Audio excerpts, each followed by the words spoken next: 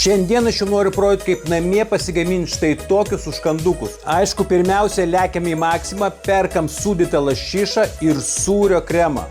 Pirmiausiai įsikepame bulvinius blynus, ko kiek dėti parašysiu komentaruose. Bulviniai blynai mums reikalingi kuo labiau plonesni ir žinoma lengvai apskrudę. Kol iškepti bulviniai blynai vėsta, susismulkinkime česnaką. Tada česnakus sumaišysime su veldan sūrio kremu. Pereikime prie sūdytos lašišos, kurią supjaustę pailgom juostelėme pasigaminsime štai tokias rožytės. Prisukę rožyčių aptepkime bulvinius blynus sūrio kremu, o jau tada belieka papuošti sūdytos lašišos rožytėmis, jūrų dumblių juodaisiais ikrais. Jei turite eršketo juodųjų ikrų, čia jie taip pat tiks.